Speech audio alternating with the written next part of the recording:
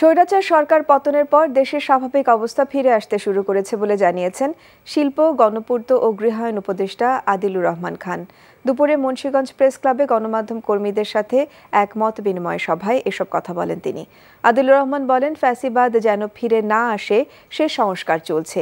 এ সময় আরিয়াল বিল বেদখল এবং ডিজিটাল নিরাপত্তা আইন বাতিল নিয়ে কথা বলেন উপদেষ্টা আদিলুর রহমান খান।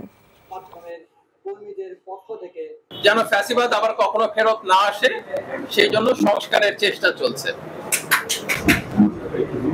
আমাদের কাজটা হচ্ছে সংস্কারের কাজটা করা যত দ্রুততম সময়ে পারি, এরপরে একটা নির্বাচিত সরকারের হাতে ক্ষমতা হস্তান্তর করা বা নির্বাচিত ব্যবস্থার হাতে ক্ষমতা হস্তান্তর করা, এটাই বরং বলাটা ভালো।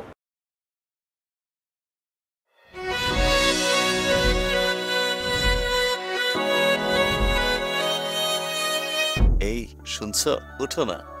আমি বলবো একটু ঘুমাই। তোর বাইরে লেগে এক কাপ চা বানাই দে। ভাইয়া, চাই কি চিনি বেশি দিব নাকি কম? 2 চামচ লবণ দিয়ে দে। চোখেতে হাত ছুঁয়ে আছে সাজানো,